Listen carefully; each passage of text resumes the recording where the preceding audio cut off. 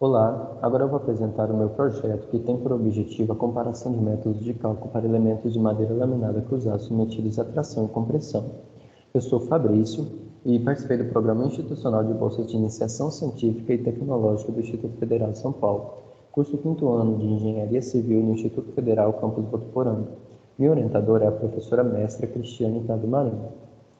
Os painéis de madeira laminada cruzada, também conhecido como CLT, vêm em um crescimento de produção exponencial devido à sua tecnologia inovadora. O CLT é um produto de madeira engenheirada pré-fabricado feito de pelo menos 3 camadas ortogonais de madeira laminada serrada que são colados com adesivos estruturais. Abaixo podemos ver uma configuração de um painel de CLT.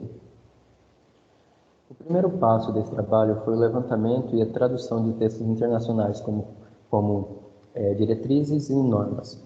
Em seguida, foi feito o levantamento de 2 rotinas de cálculo, uma de acordo com as normativas norte-americanas e outra conforme as diretrizes europeias.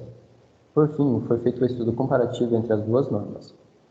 Vale salientar também que o método de cálculo selecionado foi o dos estados limite para garantir a segurança estrutural, pois as normativas brasileiras utilizam somente esse método. A verificação de resistência é dada quando a solicitação de cálculo é menor ou igual que a resistência de cálculo. Como resultado dessa pesquisa, temos o levantamento das verificações de resistência.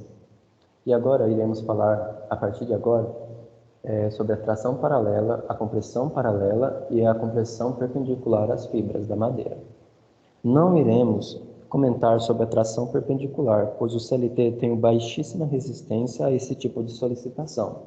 Para a tração paralela, a diretriz norte-americana traz a seguinte verificação: o esforço solicitante de cálculo deve ser menor ou igual à resistência característica vezes a área das camadas com fibras paralelas à direção do carregamento, dividido por 2,1 vezes o cm, que é o fator de umidade, vezes o CT, que é o fator de temperatura, vezes o KF, que é o fator de conversão de formato, vezes o φ, que é o fator de resistência, e vezes o lambda, que é o fator de fluência.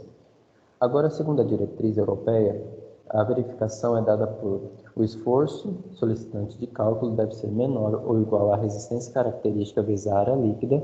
Essa área líquida é a somatória de todas as áreas que estão com as fibras, paralela ao esforço multiplicado pela relação entre o módulo de elasticidade longitudinal de cada lâmina por um módulo de elasticidade longitudinal tomado como referência, vezes o K-mod, que é o coeficiente de modificação, vezes o K-sis, que é o coeficiente de sistema, dividido por γm, que é o fator de segurança parcial.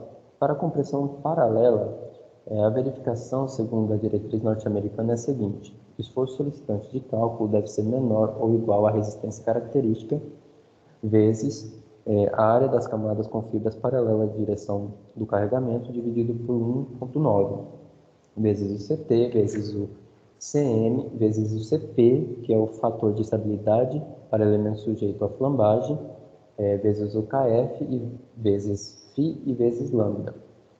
Na diretriz europeia, a verificação fica a seguinte: o esforço solicitante de cálculo deve ser menor ou igual à resistência característica vezes a área líquida, que multiplica o K-mod dividido por γm.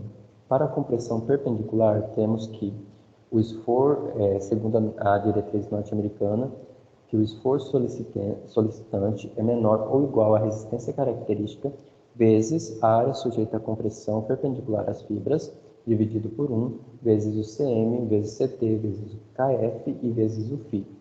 Agora, a verificação, segundo a diretriz europeia de compressão perpendicular, é dada por o esforço solicitante de cálculo, tem que ser menor ou igual à resistência característica vezes a área efetiva, dividido por γm, que multiplica K-mod, que multiplica Kc90. O Kc é o coeficiente para consideração das condições de contorno. No comparativo entre as duas normativas, percebeu-se que a diferença está no tipo de quantidades de fatores usados para a correção da resistência mecânica. A normativa norte-americana traz um detalhamento maior desses fatores e, ao mesmo tempo, simplicidade na análise. Um exemplo é a verificação da resistência à compressão paralela, que pode ser que para levar em consideração o efeito de flambagem basta apenas acrescentar o coeficiente CP. Enquanto a normativa europeia, a análise de estabilidade para elementos comprimidos é feita à parte com um caso de flexo-compressão. Nesse trabalho foram apresentadas rotinas de cálculo de CLT para elementos tracionados e comprimidos conforme diretrizes de referência mundial. Esse trabalho pode ser usado como guia para o dimensionamento de elementos tracionados e comprimidos. Eu agradeço pela atenção de vocês.